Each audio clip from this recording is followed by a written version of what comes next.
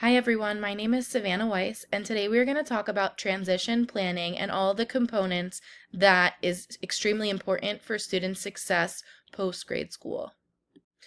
So first we're going to talk about special education versus ADA. So special education, we are looking at IDEA, the Individual Disability Education Act, and ADA is what kicks in after the students are out of grade school.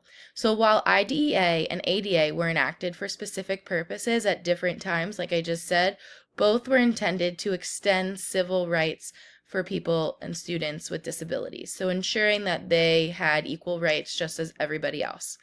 In the case of IDEA, some educational practices have evolved in directions consistent with overreaching goals of ADA, so this you see overlapping of the two. In other instances, however, prevailing practices of special education have not aligned well with ADA's goal of the non-discriminatory part of that. So some examples of these tensions between the two laws and how students are affected, it starts with how the instruction and services are being delivered in school. The system's overall framework and focus on post-secondary outcomes are also extremely important. And higher education, are students going to college? Are they getting and furthering their education? Are they dropping out? Are they successful?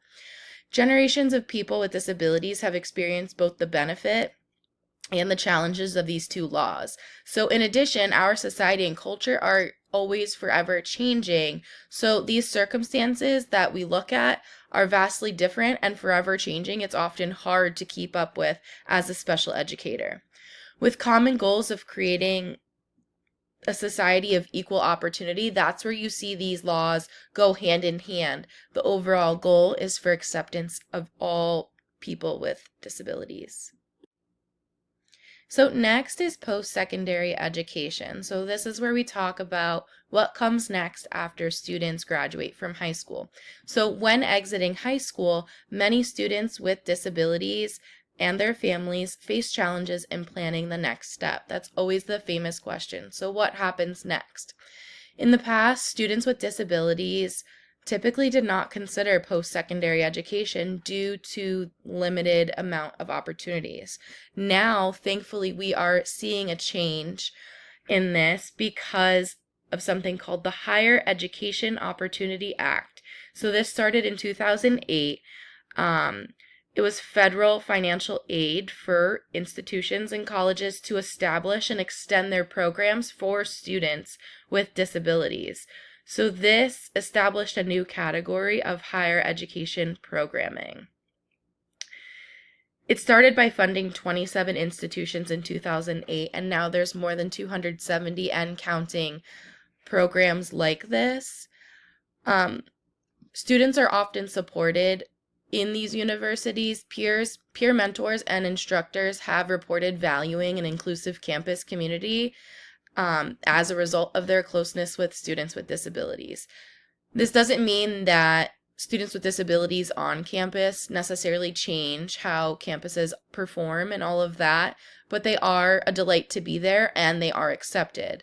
To build a truly inclusive campus community, there must be opportunities for these students to interact with their typical developing peers, to facilitate meaningful interactions and have students and teachers should have options for additional training and support provided to peer mentors, instructors, and even just the general ed.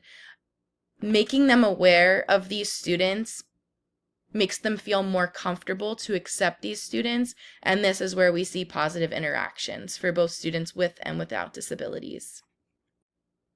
Now let's talk about employment. So students who maybe don't go to post-secondary education, or maybe they do, and then it's time for employment and to find a job and to have these work skills. So many youth with disabilities experience extremely low rates of competitive integrated employment or participation in higher education. Something called the Workforce Innovation and Opportunity Act was created and established a policy focusing on the ability of getting jobs and vocational services for youth and individuals with disabilities. So this was to ensure that the state vocation rehabilitation, also known as VR agencies, focused on sufficient resources towards transitional age youth. So this study was completed to look at the implementation plans and see how it developed. So it was found 3 different emergent themes in this specific study: instructional priorities, instructional contexts, and networks of stakeholders. So previous research indicates that many youth with disabilities, particularly students with intellectual and developmental disabilities, frequently experience higher rates of unemployment and underemployment. State vocational rehabilitation, also known as VR systems, are tasked with providing services to transition age youth with disabilities to help them find and maintain competitive employment. So this study confirmed that previous findings suggest state plans largely focused on building partnership to increase employment of youth with disabilities, which is awesome. We want to continue to see the growth of students with disabilities finding jobs and being able to be employed in our society. Next up would be independent living, also known as IL. So this involves having a choice and control over where and with whom one lives in such a way that one can engage in community's social, economic, and cultural life. So this doesn't necessarily mean that the student or adult with disabilities needs to be able to do everything on their own. Let's face it, we can't do everything on our own. We rely on others to help us as well throughout life. Independent living is also a social movement, one that stresses individual empowerment and advocacy, aiming at removing the social and environmental barriers that prevent people from full participation in their community. This means we want them to be a part of us. So typically, students, children, adults, early adulthood move out or become more independent between the years of 18 and 25.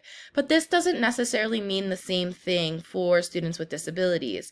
These transitions happen over the course of their life, and they could be younger or they could be older. So although many studies focus on transitioning from a dependent to independent situation after completing school, students with disabilities can transition at various periods. So this could be school years, young adulthood, later adulthood, etc. Just getting them out into the community and having a sense of independence and understanding what that means is a great start for the student.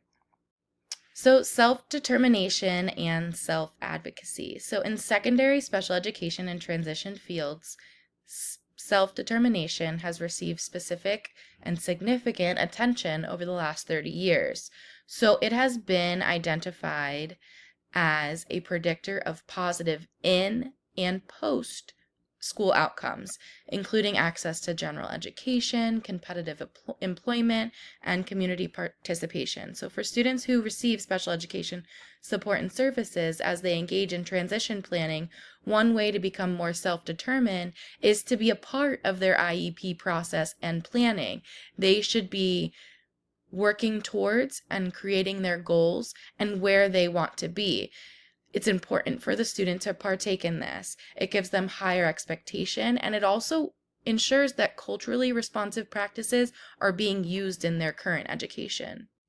Last but not least is healthy relationships. So it's often found in research to be it's difficult to find and maintain healthy relationships post-grade school for students with disabilities.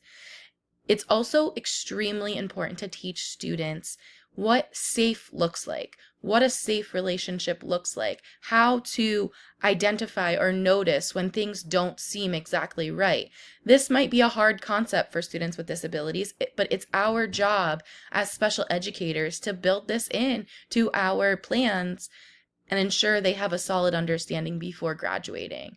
It's also important to frequently check in on mental health and well-being. It can be a difficult place outside of school. Not everybody's accepting and understanding. Not everybody's there to advocate for students with disabilities or adults with disabilities.